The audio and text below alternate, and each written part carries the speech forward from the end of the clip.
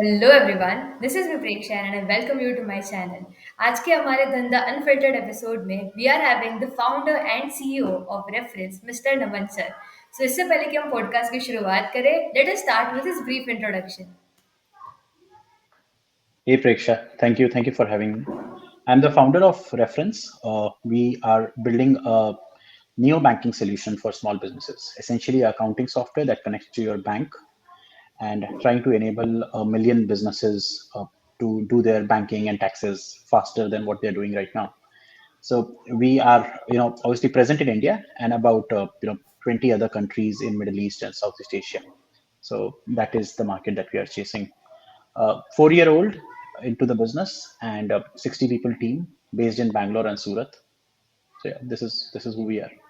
Okay, मतलब आपकी journey कैसे स्टार्ट हुई थी to build reference and how was the background if you could share that. Okay so ये मेरा दूसरा स्टार्टअप है as a founder.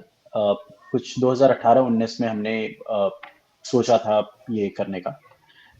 Initial idea ये था कि हम लोग जो इनवॉइसिंग सिस्टम है या अकाउंटिंग सिस्टम है वो फ्री में देंगे और इसके ऊपर एक मार्केट प्लेस बनाएंगे, एक B2B मार्केट प्लेस बनाएंगे। सो अभी जो फर्स्ट फेज है हम लोग उसी को चेस कर रहे हैं कि हम लोग एक सब्सटैंशियल ऑडियंस क्रिएट कर सकें इनवॉइसिंग अकाउंटिंग सिस्टम के ऊपर, कि एसएमईज का जो डे टू डे वर्किंग है वो रिड्यूस हो सके। मतलब हमारा इंटरनल एस्टिमेट कहता है कि almost 15 man days of work जाता है इस पूरे अकाउंटिंग प्लस बैंकिंग पे आउट्स रिमाइंडर्स में एक 10 पीपल ऑर्गेनाइजेशन का। तो ओके। अगर हम लोग उसको रिड्यूस कर सके सॉफ्टवेयर के through, that will be a good value add. So that is the idea. इसके पहले मैं एक और स्टार्टअप कर चुका हूँ, e commerce price comparison space में था। पहले 2 और स्टार्टअप्स का पार्ट रह चुका हूँ एज अ प्रोडक्ट मैनेजर। सो या ओके, सो मतलब जो चीज़ें मैन्युअली होती है बिजनेसेस में रिगार्डिंग अकाउंटिंग एंड बैंकिंग, वो ये सॉफ्टवेयर कर सकता है। यस। सो जनरली बड़े बिजनेसेस के लिए ये सब चीजें ऑलरेडी अवेलेबल होती है। अगर आप हम्म। 1,000 करोड़ की बिजनेस हो, आप एसएपी यूज कर रहे हो, you can ask your bank कि आप ये इंटीग्रेट कर दो एसएपी के साथ, या टैक्सेशन सिस्टम के साथ आपको इंटीग्रेट करना है। ये सब चीजें ऑलरेडी हो रही हैं एट अ अगर आप बहुत बड़े बिजनेस हो, 1,000 5,000 करोड़ के बिजनेस हो, तो आप ये सब अफोर्ड कर सकते हो कि आपने 1 करोड़ रुपए खर्च करके ये सब कर लिया। बट अगर आप एक छोटे बिजनेस हो तो कोई आपको करके नहीं देगा, लाइक कोई आपको कस्टम सोल्यूशन नहीं देगा। ओके। इसके लिए एक प्रोडक्ट रेडीमेड आना पड़ेगा, and that is what we are trying to build. Saying banks are ready to do it, accounting systems अब मॉडर्न हो चुके हैं, राइट। गवर्नमेंट्स को रियल टाइम टैक्सेशन चाहिए जीएसटी के थ्रू, ई इनवॉइस के थ्रू। तो अगर सब चीज़ों को मिक्स किया जाए तो एक स्ट्रॉन्ग प्रोडक्ट बन सकता है जो एक प्लेटफॉर्म की तरह एक्ट करता है। मतलब it is not just accounting. एक बार अकाउंटिंग आपने किसी प्लेटफॉर्म पे करना स्टार्ट किया तो बिजनेस इंटेलिजेंस भी वहीं से ड्राइव होना स्टार्ट हो जाता है। ओके। आपके कस्टमर के रिलेशंस भी वहीं से ड्राइव होने स्टार्ट हो जाते हैं। सो अकाउंटिंग बिकम्स लाइक अ स्टार्टिंग पॉइंट। ओके, तो वो सारी चीज़ें मतलब अगर वो कोई डेटा ऐड कर रहे हैं तो उससे हम कुछ एनालिसिस जनरेट करके उनको दे सकते हैं। So that is right. Also what it does. और फिर बाद में वो कस्टमर रिलेशन से मतलब ये सारी चीज़ें लिंक्ड कैसे होती है। जैसे आई अंडरस्टूड कि बिजनेस इंटेलिजेंस उसमें इंटीग्रेट किया जा सकता है बिकॉज उनका डेटा हमारे पास है, यस लेकिन यस। कस्टमर का रिलेशन या फिर अगर मार्केटिंग करनी तो होगी हम तो वो कैसे राइट, होता है। तो हम लोग सॉफ्टवेयर में accounting is just one part. Okay, हम लोग ये देखते हैं कि उसके पहले और उसके बाद में बिजनेस की जर्नी क्या होती है और उसके क्लाइंट्स की जर्नी क्या होती है। सो हमारे सिस्टम में अभी journey starts from a sales person. एक सेल्स पर्सन लीड कैप्चर करता है, उस लीड को कोटेशन भेजता है, उसके बाद वो इनवॉइस भेजता है। सो जो लीड कैप्चरिंग प्लस कोटेशन वाला पार्ट है, जनरली एक लीड मैनेजमेंट सिस्टम या सेल्स सीआरएम हम लोग बोलते हैं, उसमें मिलता है। बट वो हमारे पास ऑलरेडी है। अब इसके और पहले हम लोग जाएंगे तो हम लोग बोलेंगे कि यार मार्केटिंग सोल्यूशन भी होना चाहिए। या आप पेमेंट्स आने के बाद का पार्ट देखोगे तो आप बोलोगे कि यार इसमें टैक्सेशन भी होना चाहिए, इसमें फीडबैक कलेक्शन भी होना चाहिए फ्रॉम द क्लाइंट। सो वो जो स्पेक्ट्रम है एक बिजनेस और क्लाइंट के बीच के इंटरेक्शन का, हम लोग वो पूरे स्पेक्ट्रम को कवर कर रहे हैं। The invoicing accounting is the centre piece of it, क्योंकि that is one data that SMEs बहुत केयरफुली मेंटेन करते हैं। अगर मैं मार्केटिंग से स्टार्ट करके अकाउंटिंग पे कभी नहीं पहुंच सकता हूँ, बट अगर मैं अकाउंटिंग पे हूँ तो at least I have the I'm at the point of truth, right? And then I can go back one step or go forward one step. Right, तो अकाउंटिंग से मार्केटिंग कैसे जाता है।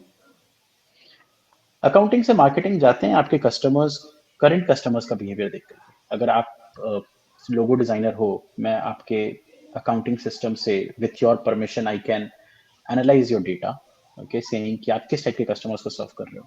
अगर आप लोकल कैफेज को सर्व कर रहे हो एज अ लोगो डिजाइनर या as a graphic designer, right.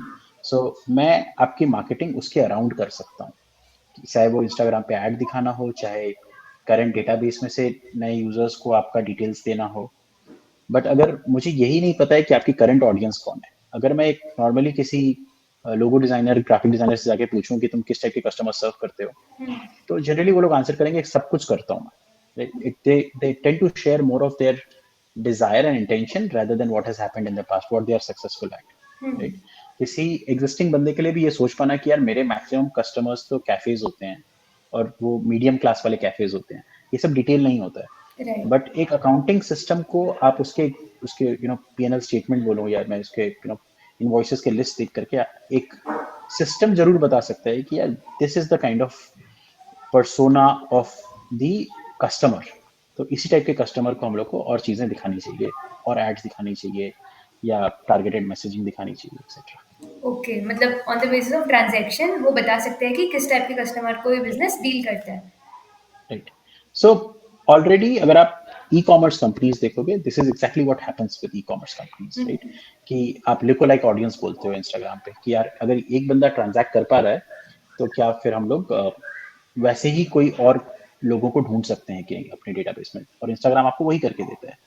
या फिर किसी ने प्रोडक्ट ए में कोई इंटेंशन दिखाया तो हम इंस्टाग्राम को पता चल जाता है यार ए के बाद तो ये बी जनरली खरीदते हैं लोग, तो मैं बी का ऐड दिखा देता हूँ। ये चीज हम लोग बी टू बी में लाना चाह रहे हैं कि अगर मुझे पता है कि आपने एक सीए सर्विस लिया है तो अगला क्या लोगे, अगर आपने एक लोगो डिजाइन का सर्विस लिया है तो अगला क्या लोगे, राइट। अगर आप एक्सपोर्ट इंपोर्ट के बिजनेस हो तो आपको कौन सी सर्विसेज हो सकता है कि चाहिए। Okay, just like horizontal integration, मतलब अगर कोई काइंड वो प्रोडक्ट उनके लाइक यूटिलिटी का ले रहे हैं तो हो सकता है कि ये बाकी सारे प्रोडक्ट्स भी वो ले सकते हैं वैसा।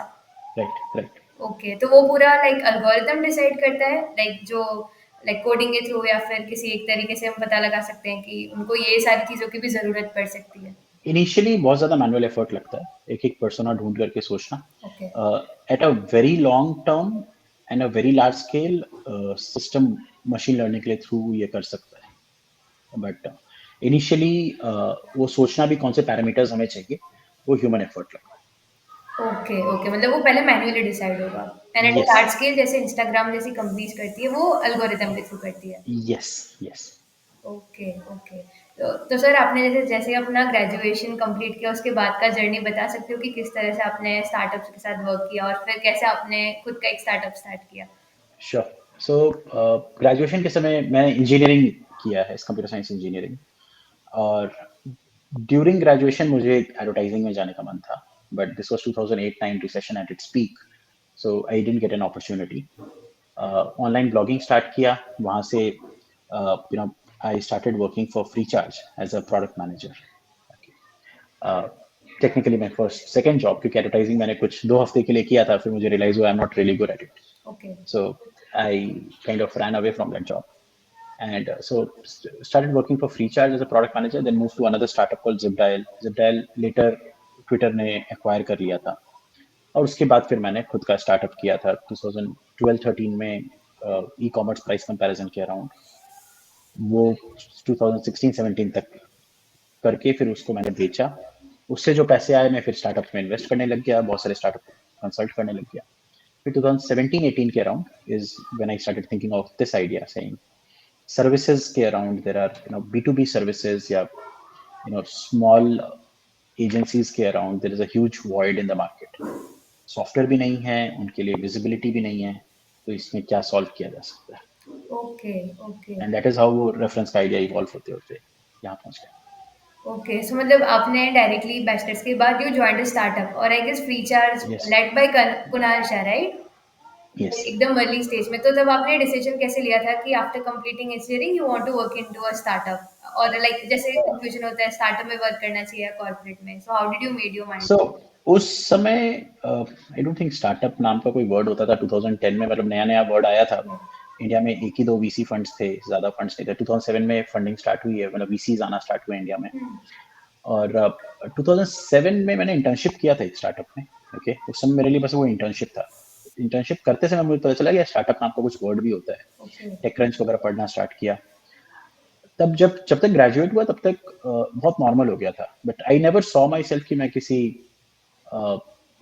पॉपुलर बड़े कंपनी के लिए वर्क करूंगा, वैसा कभी नहीं सोचा था। इंडियन स्टार्टअप वर्ल्ड में शायद ही कुछ था, मतलब फ्लिपकार्ट ने जब मैं ग्रेजुएट हुआ तब तक $1 million भी रेज नहीं किए थे। तो बहुत इनिशियल स्टेज बहुत में। अर्ली स्टेज, हाँ, बहुत सब कुछ बहुत अर्ली था, राइट। राइट। तो मेरे लिए it was like a project that would I would get excited about, बस इतना ही था। तो मैं ये नहीं सोच रहा था बड़ी कंपनी है, छोटी कंपनी है, स्टार्टअप है, नहीं है, ये सब शायद नहीं सोच रहा था। ओके।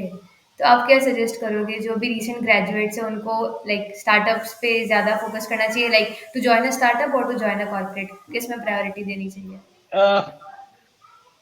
सो अगेन इंडिविजुअल चॉइस। मैं तीन पैरामीटर्स आप ऑप्टिमाइज करना चाहोगे कि like the work that you are getting to do, the money that you're getting for the work, and then who you are working for, as in the brand. Okay. अगर आप early stage में money के लिए कभी optimise नहीं करना चाहिए, या तो आप ब्रांड के लिए ऑप्टिमाइज करो या फिर आप काम के लिए ऑप्टिमाइज करो, राइट। कि I will get to do great work here irrespective of what is the money and irrespective of who I am working for. Okay? अगर बहुत अच्छा हो गया, क्या पता ये बड़ी ब्रांड बन जाए। आई डिडंट नो कि फ्री चार्ज इतनी बड़ी ब्रांड बन जाएगी जब मैंने स्टार्ट किया। तो if you optimize for work, that is the best thing to happen.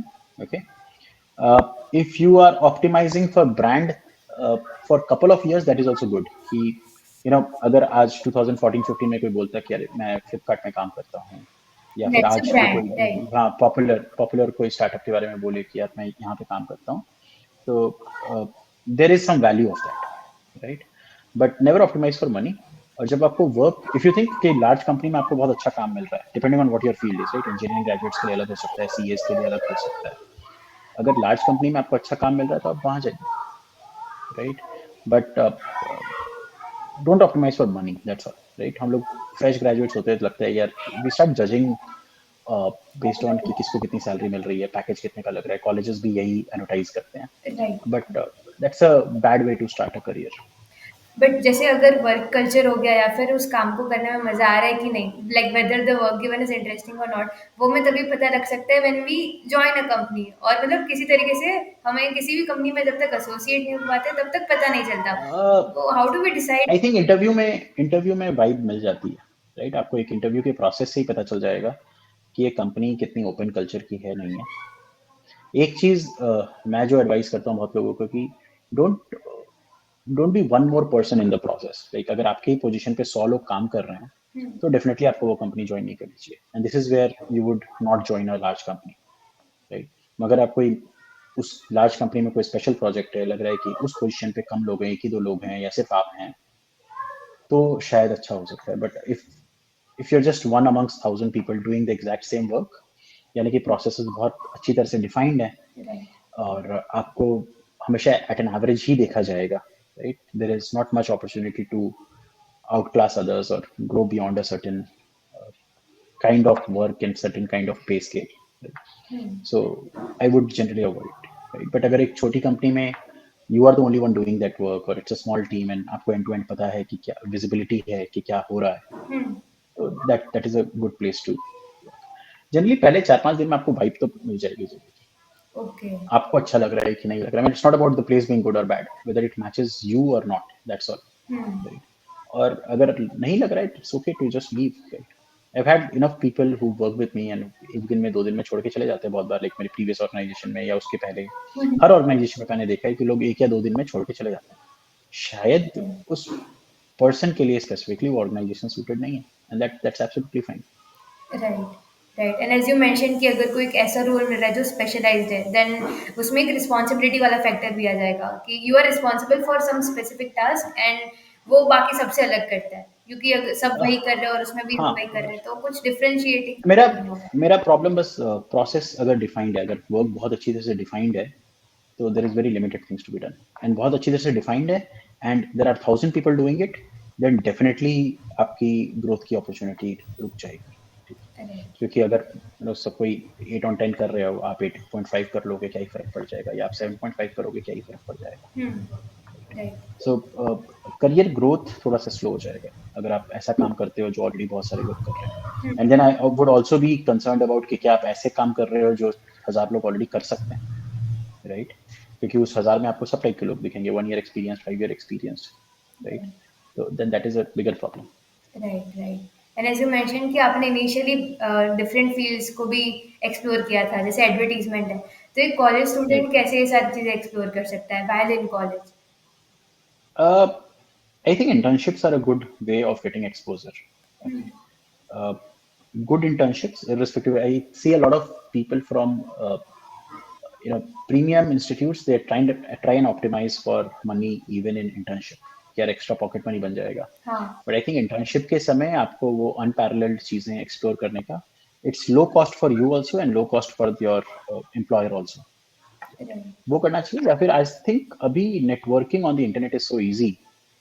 I got into advertising because I found somebody on Orkut. Like most people, it was like the Facebook of our time, right? And I pinged somebody there, and he introduced me to advertising. So that is how I got in, and that is almost similar how I got into startups also. So अगर आप curious हो किसी field के बारे में, and you are willing to talk to 5 people, I think you'll get a break and you'll get an entry into that direction. Okay, most important thing is to ask, to talk about it. Yes, right, yes, and people are generally helpful on the internet. अगर आप किसी को ping कर रहे हो कि मुझे इसमें कनेक्शन चाहिए या मुझे इसमें हेल्प चाहिए या मुझे गाइडेंस चाहिए, people would be more than happy to help. Right. So after working into startup और उसमें एक्सपोज़र लेके आपको किस पॉइंट ऑफ टाइम पे लगा कि you want to get started with your own venture and why did you took up this idea? मतलब बी2बी सर्विसेज मार्केट का जो आइडिया है, वही आपने क्यों चूज़ किया था? Uh, बड़ा आइडिया ढूंढ रहे थे, क्योंकि सेकेंड स्टार्टअप है, people get, I got more conscious about कि लॉन्ग टर्म होना चाहिए, बड़ा होना चाहिए, डे वन से ग्लोबल होना चाहिए। So I did think of all these things, I did think of a lot of ideas. Okay, फिर लगा कि I was zeroing in on this direction. Okay, और स्टार्टअप करना है, आई थिंक ये बात नॉर्मल था। ये स्टार्टअप ज्वाइन किया था, that was more of a stop gap arrangement. खुद का स्टार्टअप करना है, ये I think even before going to engineering college, I think that was very clear कि खुद का ही बिजनेस बिल्ड करना है। स्टार्टअप वर्ड नहीं पता था, बिजनेस वर्ड पता था। तो बट स्लोली एक डायरेक्शन मिल गया, क्योंकि there are businesses that can be of very very large scale if you bring in like a world changing idea, or you are able to gather a good team around it. ये सब I think after working for startups वो realisation हुआ कि ये भी होता है। Okay. So how did you decided कि आपको इसमें ही काम करना है? मतलब एज़ यू मेंशन बहुत सारे आइडियाज़ थे आपके पास भी, और आज के टाइम में भी होता है कि लोगों के पास आइडिया बहुत सारे होते हैं, but one thing is they are not able to execute, और दूसरी चीज़ कि उनको पता नहीं चलता कि कौन से आइडिया पे एनर्जी फ़ोकस करनी चाहिए, लाइक किसको इम्प्लीमेंट करना चाहिए। देखिए, अगर आप फर्स्ट टाइम स्टार्ट कर रहे हो ना, तो solve a problem that is very close to you. ठीक है, अगर आपको प्रॉब्लम ही if it's a borrowed idea, तब तो होगा ही नहीं। ठीक है, if you are living the problem in and out, only then you can make it. Okay, I think मैं भी प्रीवियस स्टार्टअप बेचने के बाद जो कंसल्टिंग कर रहा था, उस समय मुझे रियलाइज हुआ कि गैप्स क्या है। Right, I am helping a startup founder hire a PR agency, helping another startup founder hire a iOS developer, right? ये फ्रीलांसर्स हायर करने में हेल्प कर रहा हूँ, या फिर किसी एजेंसी को मैं हेल्प कर रहा हूँ कोई काम ढूंढने में। तब मुझे रियलाइज हुआ कि यहाँ पे एक गैप है, और जब मार्केट को देखा, लगा बहुत बड़ा मार्केट पॉसिबल है। But until unless it is your own problem, I think कुछ सॉल्व करना मुश्किल है। अगर मैं आप बहुत रैंडमली बोल दूं कि यार सोलर पैनल्स में ये वाला प्रॉब्लम होता है, इसको जाके सॉल्व करो।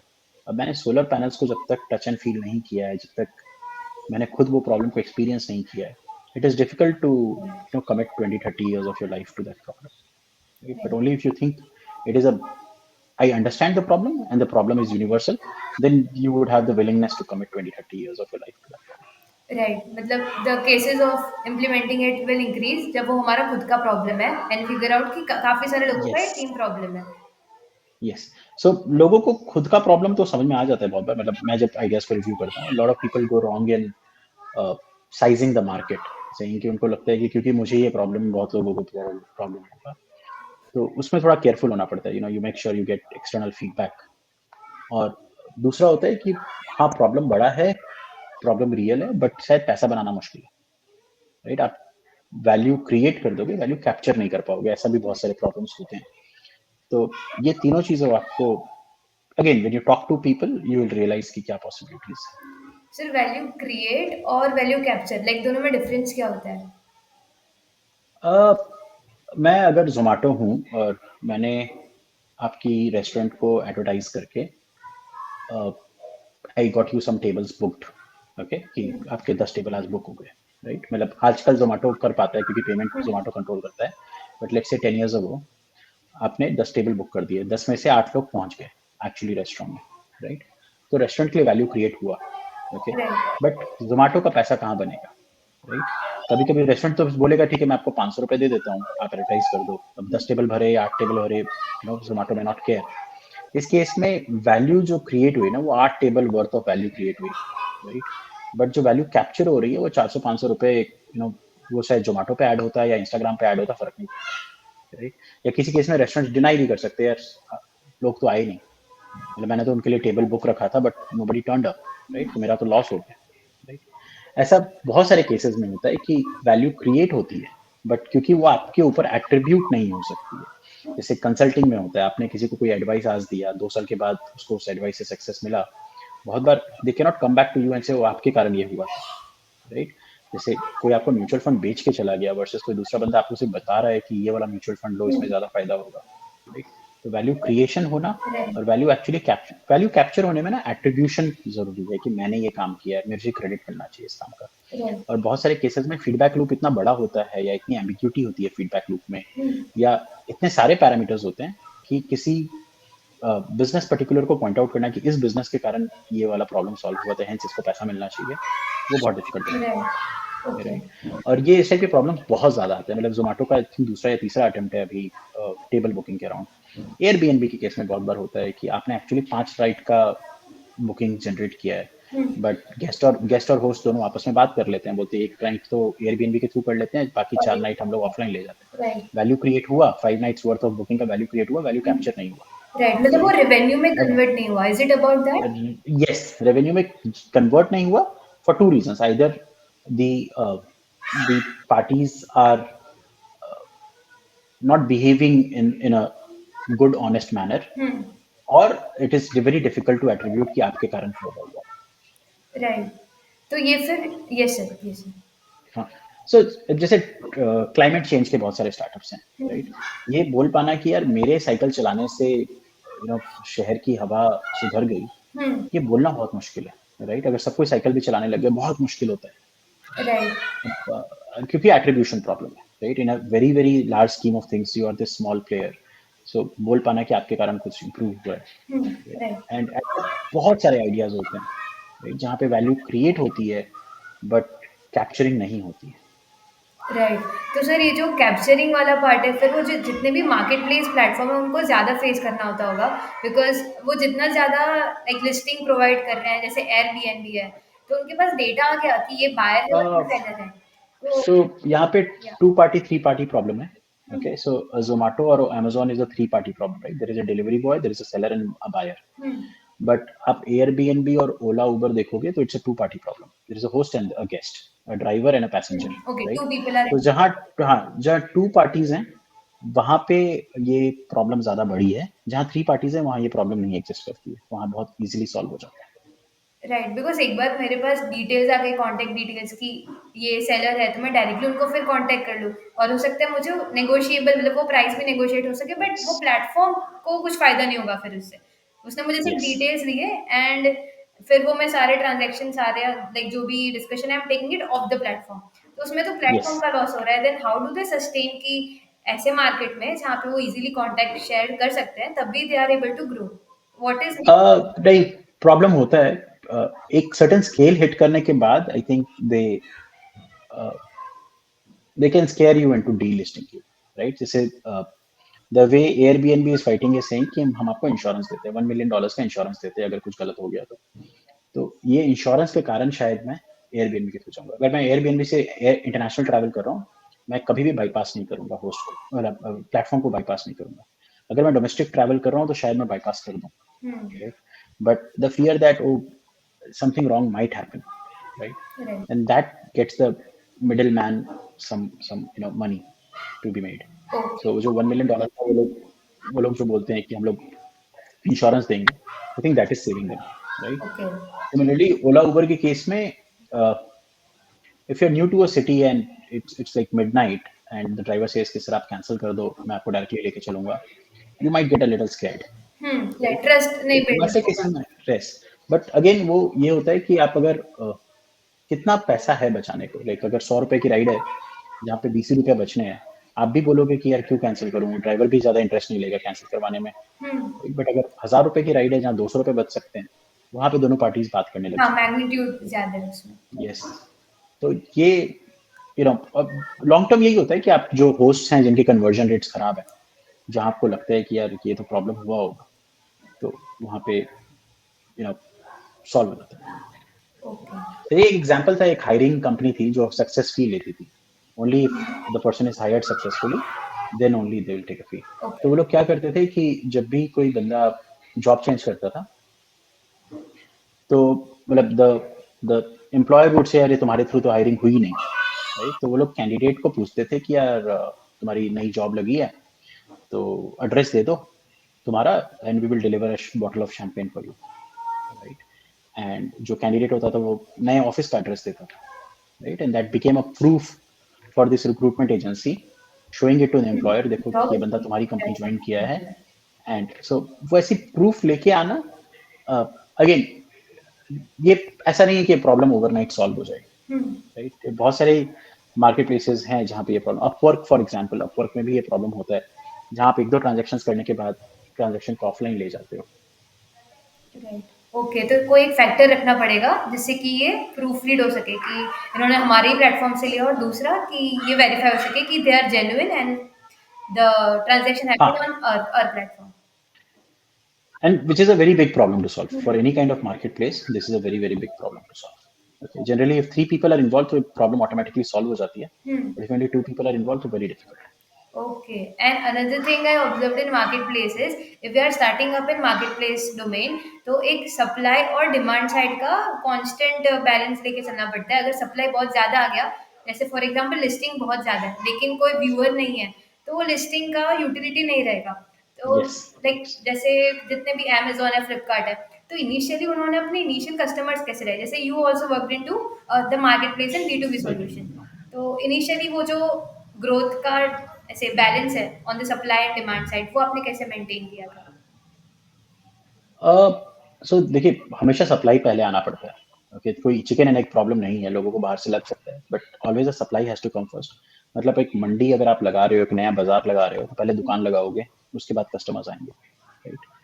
So and initially if you can make it very very convenient and cheap for the seller to onboard on your platform, तो एटलीस्ट वो रेजिस्टेंस कम रहता है, right?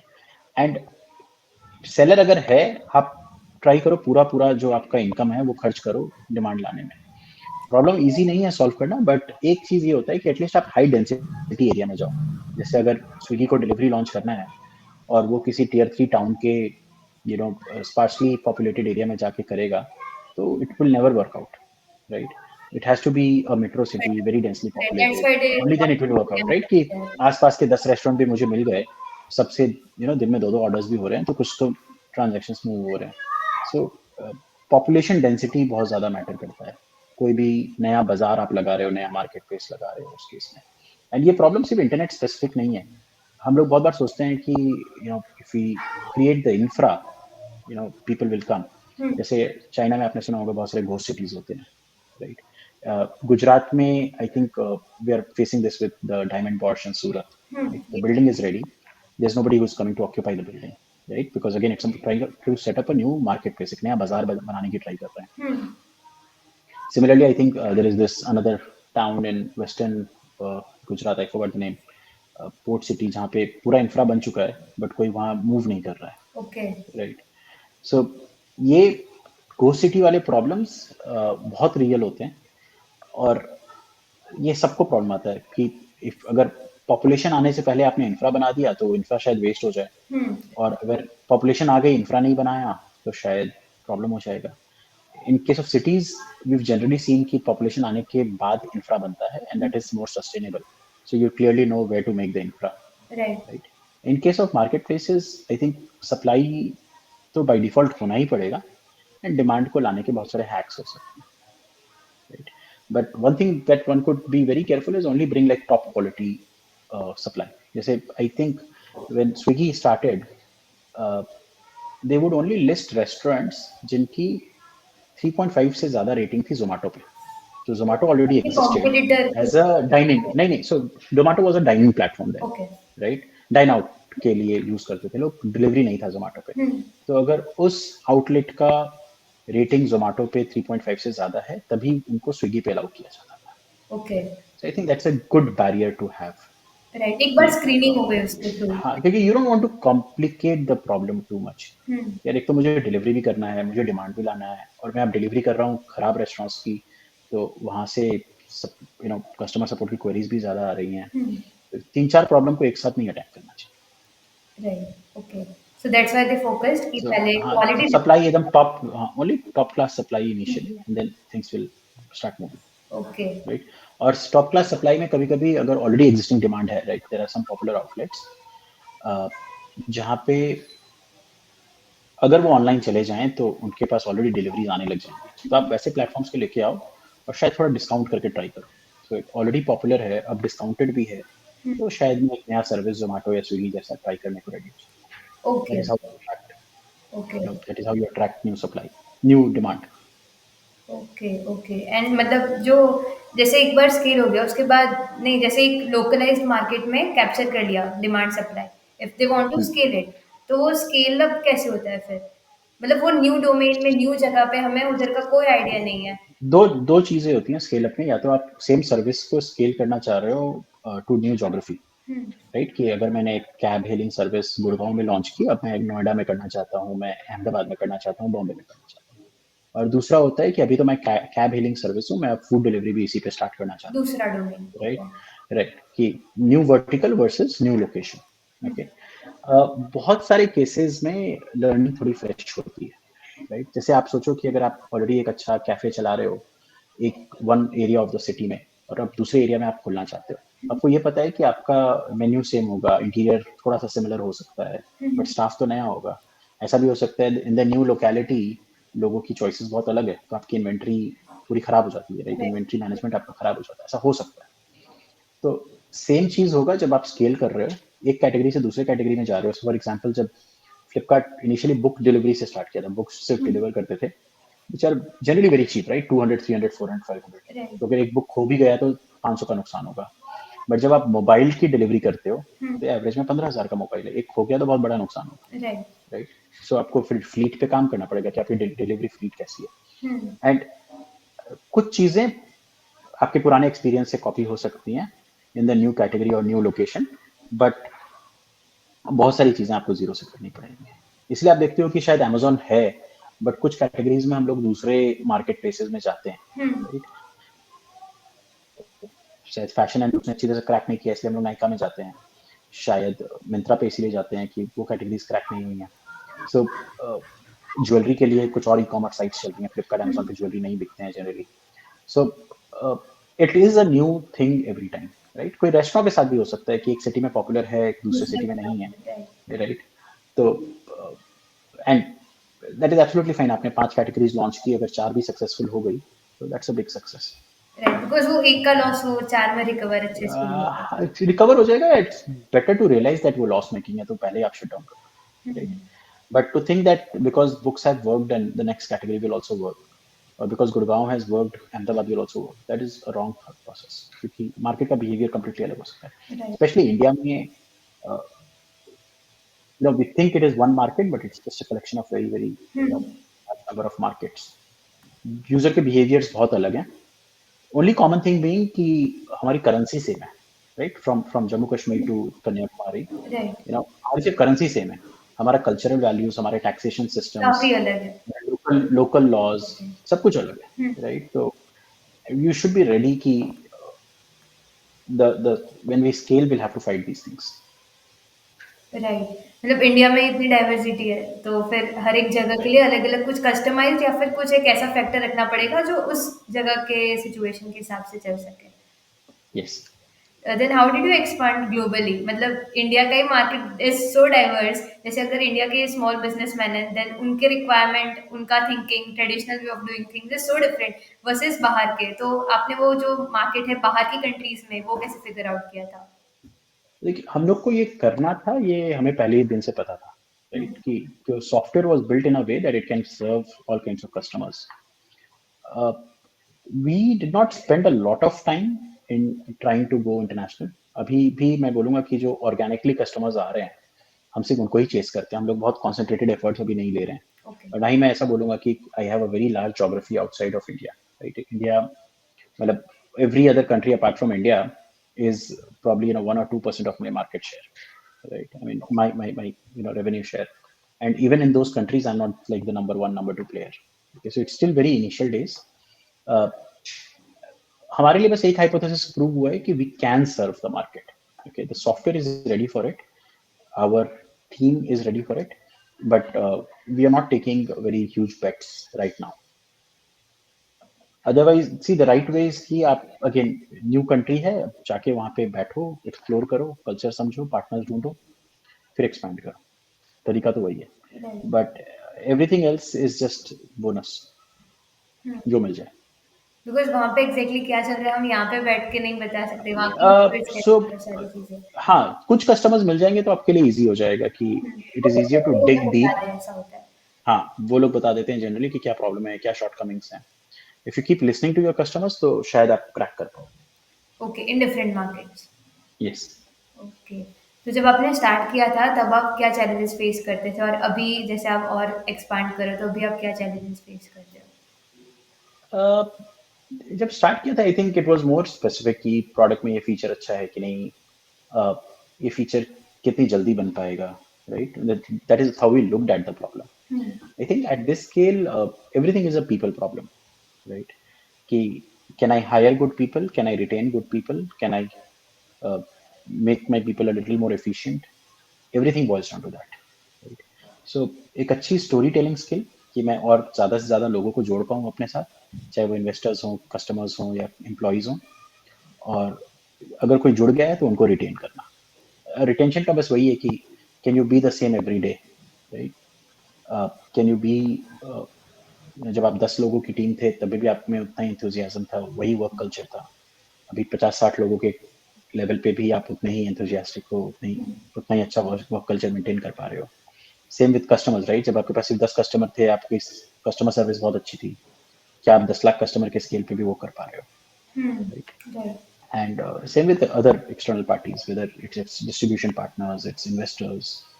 Uh, if you can be consistent every time, then एक long term game खेला जा सकता okay, and I also read it in one book कि customer एक बार लाना इज इम्पॉर्टेंट, बट एक बार लाने के बाद उनको रिपीटेड कस्टमर बनाना, मतलब एक रिटेंशन रेशियो उनका ज्यादा रखने के लिए ज्यादा एफर्ट जाता है। है। आपका प्रोडक्ट का ट्रू टेस्टिंग तो वही है ना, कस्टमर लाना तो मार्केटिंग और सेल्स का काम हाँ। है। In most products and service, customer जब आता है तो उसने तो आपको एक्सपीरियंस ही नहीं किया होता है। एक्सपीरियंस करने के बाद वो रहेगा कि नहीं रहेगा आपके साथ, वो असली टेस्ट है कि आपने जो वैल्यू ऐड करने आए थे आप उसके लाइफ में, वो वैल्यू ऐड हो रहा है या नहीं हो रहा है। That is the real test, एंड वो रिपीट से ही पता चलता है। अगर कस्टमर रिपीट हो रहा है तो yes, you are clear on that test, but अगर कस्टमर रिपीट नहीं हो रहा है तो फिर कुछ भी नहीं हुआ है। ओके। और at companies of all scale, especially new companies के लिए तो बहुत ज्यादा वैलिड है कि is is your retention good, right? So and what if retention is good but उससे वैल्यू कैप्चर नहीं हो रही है, मतलब रेवेन्यू जनरेट नहीं? अच्छा प्रोडक्ट है, रेवेन्यू नहीं जनरेट हो रहा है तो छोड़ना पड़ेगा वो प्रोडक्ट को, राइट? उसके ऊपर कुछ और बनाने की ट्राई कीजिए। एक एग्जांपल रिसेंट टाइम्स में हो सकता है, ग्रो जो है इन्वेस्टिंग ऐप है, हाँ। GROO yes. Double W. So they started with mutual fund distribution, right? And mutual fund distribution में उनको लगा ज्यादा पैसा नहीं है बनाने को, but they created a very good platform for mutual fund distribution. Uh, and now then they started a stock brokerage firm on top of it, right? तो ऐसे लग रहा है कि वैल्यू कैप्चरिंग बहुत डिफिकल्ट है या नहीं पॉसिबल है, या there is not enough value generated, तो उस ऑडियंस को आप बेस ऑडियंस की तरह ट्रीट करो। कैसी और उसके ऑडियंस? ऊपर जो जो आपकी म्यूचुअल फंड बाइंग ऑडियंस है, हाँ। वो आपकी बेस ऑडियंस हो गई। ओके। अब उसके ऊपर आप बोल रहे हो कि यार अगर 10 लाख लोग म्यूचुअल फंड खरीदने आ रहे हैं, क्या इसमें से 10,000 20,000 लोग स्टॉक मार्केट के लिए भी आएंगे?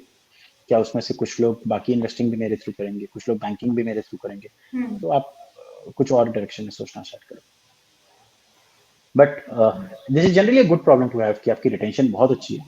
यानी कि जो आपने सर्विस बनाई है वो तो अच्छी है, कोई पे करने के लिए रेडी नहीं है, मतलब आपको कुछ इसके ऊपर और बनाना पड़ेगा। और इस टाइप के होते हैं, इनफ एग्जांपल्स होते हैं। There are apps with millions of downloads, hmm. Good retention, but not enough money to be made. Right.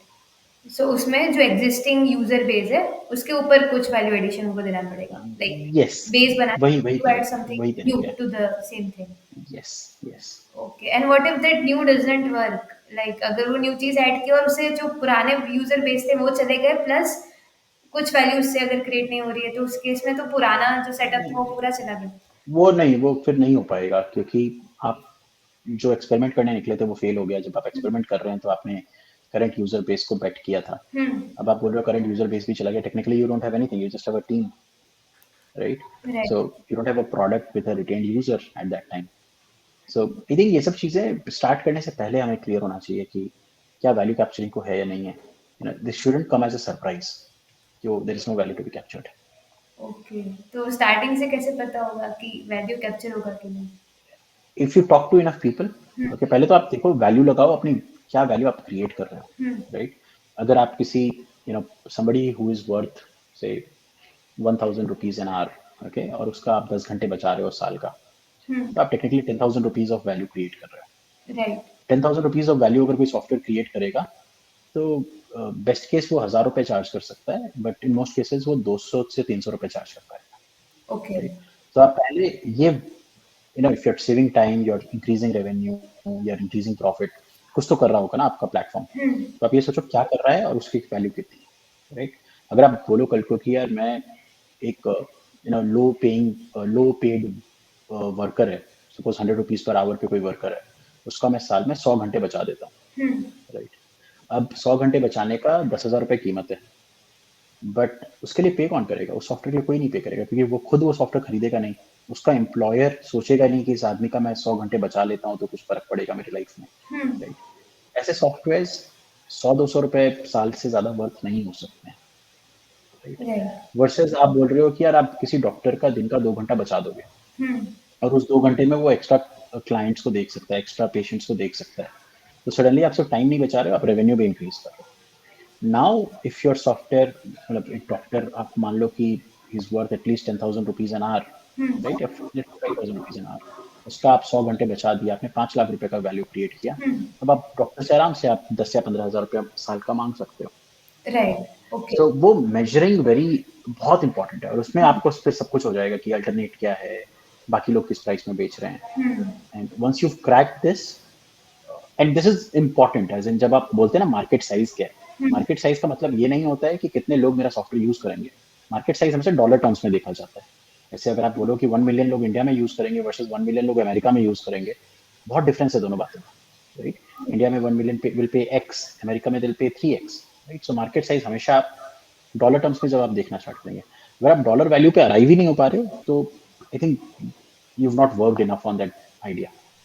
Okay, तो यूजर्स की जगह पे फोकस होना चाहिए कि like in terms of monetary terms कितना उसमें से आउट। कितना फायदा हुआ यूजर को, क्या फायदा हुआ, अच्छा, यूजर क्या को क्या बचत चाहिए? हुई? हाँ, अगर यूजर को फायदा हुआ ये आप मेजर कर पा रहे हो, हम्म। तो आप उसके ऊपर चार्ज कर सकते हो, राइट? और यहाँ पे ही एट्रीब्यूशन प्रॉब्लम हो जाती है कि यूजर को वैल्यू तो मिल रही है, बट यूजर को नहीं पता चल रहा है कि मेरे सॉफ्टवेयर से मिल रही है, हम्म। तो वो मुझे नहीं पे करेगा, हाँ, राइट। राइट? जैसे आप देखोगे बहुत सारे एडवाइजरी सॉफ्टवेयर आते हैं, राइट? हम्म। एडवाइजरी सॉफ्टवेयर में पैसा बनना बहुत मुश्किल है। आप सोच रहे हो कि किसी को आप एडवाइस करके, स्टॉक मार्केट है या बिजनेस कंसल्टिंग है, अगर आप 10 लाख रुपए की वैल्यू क्रिएट कर रहे हो ना, तो प्रॉब्ली आप कुछ अर्न नहीं कर हजार पाएंगे। रुपए 1,000 रुपए बना पाओगे, उससे ज्यादा मुश्किल है। हम्म। तो उसमें सॉल्यूशन क्या होगा फिर उसका? सोल्यूशन नहीं है, मतलब there not every idea can be a big idea, मतलब बहुत सारे केसेस में प्रोडक्ट अच्छा बन सकता है, हम्म। बट वो प्रोडक्ट तभी तक अच्छा है जब तक वो फ्री में मिल रहा है, राइट? हाँ। आज राइट। अगर हम लोग इमेजिन करें कि गूगल मैप्स यूज करने का कुछ पैसे लगते हैं, हम्म। राइट? जस्ट 10 पैसा पर किलोमीटर, हम्म। या 1 पैसा पर किलोमीटर, तो शायद इतने लोग गूगल मैप्स यूज़ नहीं करते, राइट। राइट? तो गूगल मैप्स की वैल्यू कहीं और कैप्चर होती है through advertisement, targeting etcetera, right? Hmm. तो अ, ये सोच पाना कि हर बार आप वैल्यू क्रिएट करोगे और वो कैप्चर हो जाएगा और वो एट्रिब्यूटेबल होगा आपके लिए and it will be large, ऐसा नहीं है। मतलब this is what is the difference between a good idea and a bad idea, right? Hmm. कभी-कभी प्रोडक्ट गुड या बैड नहीं होता है, बट उसके ऊपर जो बिज़नेस बनता है वो शायद गुड या बैड होता है। ओके। ओके। तो उसमें this attribute factor will come. Attribute factor will always come. और ये बहुत बहुत सिंपल है ना, अगर एक प्रोजेक्ट पे 4 लोग काम कर रहे हैं, किसने कितना काम किया अगर वो मेजर ही नहीं हो सकता है, सबको इक्वल बोलेंगे कि अरे मैंने भी काम किया, तुमने भी काम किया, सबने 25% each, right? Now the person who actually did most of the work will get discouraged, right? हाँ। और वो टेक्निकली अपना स्टार्टअप बंद करके चला जाएगा, बोलेगा मैंने वैल्यू क्रिएट किया बट मैं कैप्चर नहीं कर पा रहा हूँ। जब क्रेडिट्स इक्वल मिलने हैं सबको, तो और मेरे इसमें सबका एक्सपीरियंस प्रॉब्लम करने होगा, का राइट? फायदा क्या होगा? एंड जिसने कम परफॉर्म किया उसका भी घाटा हुआ ना, हम्म। क्योंकि अगर वो खुश था कि यार मैंने 5% काम किया, मेरे को 5% वैल्यू दे दो, हम्म। बट अब तो प्रोजेक्ट ही बंद हो चुका है राइट। क्योंकि कोई मेजर ही नहीं कर सकता है। सो ये प्रॉब्लम्स बहुत सारे सोसाइटी में, teachers for example, right? Teachers ने कितना वैल्यू ऐड क्रिएट किया नहीं पता चलता है, hmm. Right? Hence we have a very mediocre quality of teachers all around, right? So किसी भी प्रोफेशन में जहां आप ये सब चीज को डिटरमाइन नहीं कर सकते हो, आप फीडबैक लूप नहीं क्रिएट कर पाओगे। हम्म। फीडबैक लूप नहीं क्रिएट होगा तो फिर इंप्रूवमेंट भी नहीं होगा। राइट। एंड जो चीज़ मेजर नहीं हो सकती वो इम्प्रूव भी नहीं हो सकती। वैसे ही कुछ, राइट। वैसे ही कुछ, क्योंकि आप एफर्ट नहीं डाल पाओगे बियॉन्ड अ पॉइंट उसको इम्प्रूव करने राइट, मतलब उसमें जो आउटपुट का चेंज होगा वो विजिबल नहीं होगा, में। अगर हो भी रहा है तो वी यस, डोंट नो कि वो कहाँ से आ रहा है या फिर क्यों आ रहा है। Right. Okay. Okay, got it, got it. And like अगर आप कोई लाइक स्टार्टअप्स, जैसे अगर आप इन्वेस्ट करते हो तो आप स्टार्टअप्स में क्या एनालाइज करते हो and how do you decide कि after this 10 startup I want to invest into one? See honestly, मैं कोई प्रोफेशनल इन्वेस्टर नहीं, I do it more like a hobby. If I like the founder I invest, ठीक है? और मुझे लगता है कि ये फाउंडर इस आइडिया पे 10 साल दे देगा अपनी लाइफ के, 10-20 साल, तो मैं इन्वेस्ट करता हूँ। बहुत बार मुझे लगता है कि यार आइडिया अच्छा है, but the person, either I don't know the person very well, or I don't think the person can give a lot of time to this idea, like time as in, his lifetime. So फिर I wouldn't want to take a bet on the idea. I don't generally analyze कि idea बड़ा है कि छोटा है, मतलब ठीक है, एक point of beyond अगर जा रहा है तो I invest, right? I don't sit and do maths कि यार ये $1 billion idea है कि $100 million idea है. I don't generally do that, right? If the founder is good and I see कि they are willing to invest a lifetime on this, I would want to invest. Okay, sir can you explain what is good founder for you? Uh, देखो थोड़ा सा तो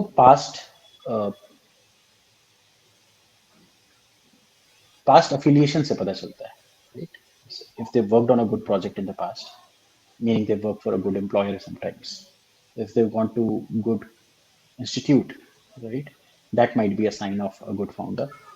But generally, I would want to see कि जो current idea है उसमें क्या insights हैं सामने वाले के पास, and अगर if I know him for quite some time, like 6 months, 6 years, whatever, right? तो कुछ past behavior से पता चलता है कि यार whether they can actually build this, or I mean whether they would want to commit to this idea, right? कभी कभी आइडिया अच्छा होता है बट लगता है कि इस बंदे के समझ के बाहर है, right? कि they don't even know what problems are going to come, right? If say somebody 22-year-old walks up and says यार मैं banking में ये problem solve कर दूंगा, तो I wouldn't say that founder is good for that idea, right? Founder dedicated हो सकता है, मे बी मैं उसको बचपन से जानता हूँ, बट फिर भी I wouldn't want to bet. Okay. Good या bad is more of a fit, and sometimes I also look at their personal capacity in terms of uh, you know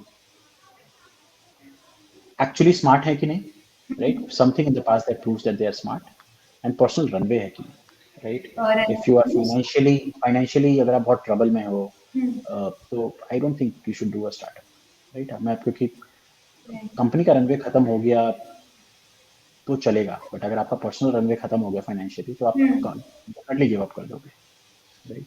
so if financially you don't come from a stable background, then I would be scared to take a bet. Right, because long term में it has to be sustainable, मतलब उनके business perspective. Short term, मैं तो short term बोल रहा हूँ इस case में, 2 या 3 साल में ही वो गिव अप कर देंगे उसे। 2-3 साल तो किसी को भी लगता है फिगर आउट करने में कि मैं बना क्या रहा हूँ, हम्म। राइट? टू थिंक कि अभी स्टार्ट करेंगे और बन जाएगा। हाँ, मतलब 10,000 में से एक स्टोरी वैसी होती है, बट वो एक्सेप्शंस होती हैं, right? And sure Swiggy wasn't the first idea of Swiggy, Zomato wasn't the first idea of Zomato, right. Flipkart wasn't the first idea of Flipkart. So actually जो आइडिया सोचो और वो बना लो और वो एक लिमिटेड टाइम में बना लो, ऐसा बहुत मुश्किल है। तो हाउ डज इट हैपन? जैसे हो सकता है किसी के माइंड में ऑलरेडी जोमेटो का आइडिया था पहले एंड दे एग्जीक्यूटेड इट और वो काम नहीं किया, लेकिन another team of people who are like having experience into this domain and they executed and it worked out. So experience not experience नहीं बोलूँगा मैं यहाँ पे। कभी-कभी market has to be very conducive for that idea, right? हर idea करने का एक टाइम होता है। ये कोई कोइंसिडेंस नहीं है कि स्विगी, ज़ोमैटो सब 2015-16 में स्टार्ट हुए थे, राइट? इसमें क्या लोगों को सेकंड हैंड बाइक के लिए लोन मिल रहा है? क्या लोगों के पास स्मार्टफ़ोन आ रहे हैं? ये सब कुछ मैटर करेगा, ओके, और भी राइट? फैक्टर्स। अंडरलाइन लेयर में क्या चल रहा है, हम्म। वो मैटर करेगा। अगर आप 2007 में किसी को बोलोगे कि ऑटो ड्राइवर स्मार्टफ़ोन यूज़ करेगा, people will find it stupid, right? IPhone तुरंत लॉन्च ही हुआ था 2007 में। और अब 2010 में भी अगर आप किसी टियर 2 टाउन में जाकर के बोलोगे कि रिक्शा ड्राइवर स्मार्टफ़ोन यूज़ करेगा, people would have found it very stupid. But 2015 में इंडिया के 500 शहरों में ओला, उबर जैसी सर्विसेज़ थी। नहीं थी, राइट। तो आइडिया का एक टाइम होता है, ओके? जस्ट टू से कि मैंने भी ये आइडिया सोचा था इज़ रॉन्ग। हम्म। तो सेम आइडिया को अप्रोच करने का तरीका अलग हो सकता है, राइट? हम्म। अभी सिर्फ सोच लेना, एक 22 साल का कॉलेज ग्रेजुएट सोच सकता है कि बैंक ऐप्स ऐसे क्यों नहीं वर्क करते हैं। हम्म। बट ये सोच पाना कि अरे बैंकिंग ऐप के रेगुलेशंस तो कोई और बनाता है, हम्म। राइट? वो डिफिकल्ट है। तो same thing would happen in other things also, other services also. कि जोमेटो तो मैंने सोचा था, आई एम श्योर लाइक हर शहर में एक छोटा डिलीवरी सर्विस था, फूड डिलीवरी सर्विस था before Zomato started expanding, right? Even but शायद उनमें रेस्टोरेंट्स सोच खुद नहीं की भी थी। रखती थी, मतलब जैसे डोमिनोज हो गया, पिज्जा हट हो गया, तो हाँ, उनका भी नहीं था। वो सब तो ठीक है, रेस्टोरेंट्स खुद की डिलीवरी फ्लीट रखती है वो ठीक है, बट इवन अदरवाइज एक जोमेटो टाइप की सर्विस सिटी लेवल पे हर जगह थी okay. When Zomato was expanding to tier 3 tier 2 cities. Hmm. But शायद उनमें वो विजन ही नहीं था कि ये स्केल कर सकता है, शायद उनको पता ही नहीं था कि ऐप इतना अच्छा बन सकता है, हम्म। राइट? या फिर इतना बड़ा गेम है, तो गेम में आपको बहुत बड़ा वॉर चेस्ट लेके आना पड़ेगा। आप सोच रहे हो कि आप 10 लाख रुपए से ये गेम खेल लोगे, जब आपके सामने कोई बंदा 10,000 करोड़ रुपए लेके आया है, तो आप उस टेबल पे नहीं टिक सकते हो ज़्यादा देर तक। राइट।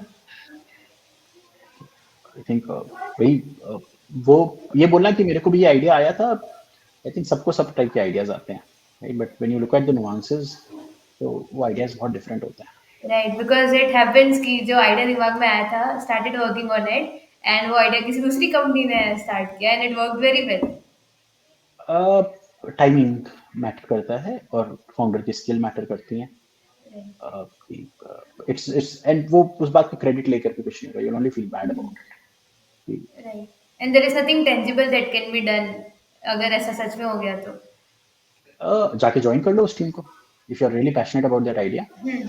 आप उस टीम को जाके ज्वाइन कर लो कि मैंने भी आइडिया सोचा था, and you covered 90% of it, I think the rest 10% I can cover, so can I work with you?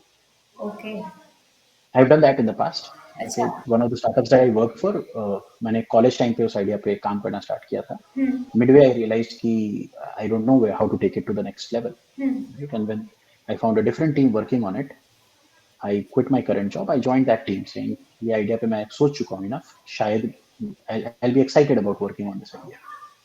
So and that is absolutely fine. Okay. I know somebody who joined my team in reference on similar lines. They said, yeah, I've thought about this multiple times and this is my presentation on this, and but I don't know how to start, like, or I cannot quit my job to start. So can I just join your team? Okay. And so okay, this approach. and बहुत बार ऐसा होता है, हाँ। And again depends, अगर आप उस idea के बारे में सचमुच पैशनेट हो, ट्राई करना चाहिए। हम्म। आपके दिमाग से कम से कम ये निकल जाएगा कि अरे ये तो मैंने सोचा था, ये मैंने नहीं किया, and you stop feeling bad about yourself throughout your life. Right, at least it we ourselves will become part of that idea. हाँ, और आपको शायद 2-3 महीने में पता चल जाएगा कि शायद वो एक्साइटमेंट वर्थ था या नहीं था, आपको 2-3 महीने में पता चल जाएगा। Right. Okay, this is a new approach, मतलब ये नया तरीका था, perspective to this. And like I feel starting में everything that goes upon depends upon what decisions we make, मतलब जैसे अगर स्टार्टअप किया देन उसमें हमें किस टाइप के कस्टमर को रीच आउट करना है या फिर किस तरह का प्लेटफॉर्म डिसाइड लाइक बनाना है, वो पूरा हमारे डिसीजन मेकिंग के ऊपर होता है। तो हाउ टू मेक श्योर कि जो हम डिसीजन ले रहे हैं दैट अलाइंस विद जो आउटपुट हमें चाहिए, और इन जनरल भी हमें लाइक डिसीजन मेकिंग के time what we have to keep in mind, जैसे कि वो लाइक डाउनफॉल नहीं हो जाए पूरा। डिसीजन अगर 51% ऑफ द टाइम्स राइट है तो आप सक्सेसफुल हो गए, ठीक है। डिसीजन लेना इंपॉर्टेंट है।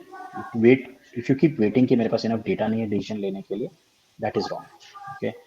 This could be around hiring a team, partnering with someone, working on a new feature, right? Decision लेना important है, and that skill you will have to learn कि आप डिसीजन फटाफट कैसे ले सकते हो। जैसे कुछ लोग बोलते हैं कि अगर डिसीजन इरिवर्सिबल है तब आप उस पर ज्यादा दिमाग लगाओ, अगर डिसीजन रिवर्सिबल है तो ज्यादा दिमाग मत लगाओ, बस डिसीजन किसी भी यस या नो बोल करके स्टार्ट कर लो। और जैसे for example I don't no, sometimes things can be very very small, right. मुझे आइसक्रीम खाना है, अब आइसक्रीम अच्छी है या बुरी है कोई फर्क नहीं पड़ता यार, एक आइसक्रीम में 10 मिनट का एक्सपीरियंस है, फर्क नहीं पड़ता। कुछ डिसीजंस बहुत बड़े हो सकते हैं कि मुझे एक यूरोप ट्रिप पे जाना है, something goes wrong in that Europe trip तो बहुत सारी चीजें गलत हो जाएंगी, राइट। राइट। बिजनेस डिसीजंस भी कुछ कुछ वैसी ही होती हैं, एंड इरिवर्सिबल भी होती है। लाइक आई वुड से कि अगर आप एक बहुत सीनियर एग्जीक्यूटिव हायर कर रहे हो, थोड़ा इरिवर्सिबल टाइप डिसीजन है, right, that will impact your business at least for 2-3 years, हाँ। Even if you let them go Midway या यू कीप देम। तो उसमें आप शायद थोड़ा ज्यादा दिमाग लगाओगे, थोड़ा ज्यादा कन्विक्शन होगा, तभी आप बेट लोगे, राइट। बट छोटे चीजों में you have to just move things fast. Okay. ऐसा ना हो जाए कि आपकी टीम रुकी हुई है आपके डिसीजन के लिए and you are not able to collect enough data और अराउंड दैट डिसीजन। अगर लग रहा है ठीक है यार गलत हो गया, ज्यादा फर्क नहीं पड़ता, राइट।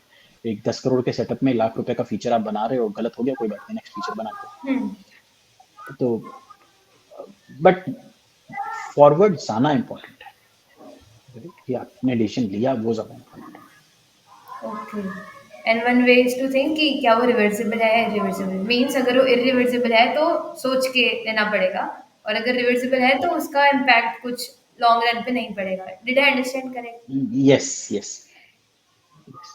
अगर short term impact versus long term impact आप ऐसा सोच मीन्स हाउ लो। जैसे एग्जैक्टली? आप अगर कैफे स्टार्ट कर रहे हो, राइट।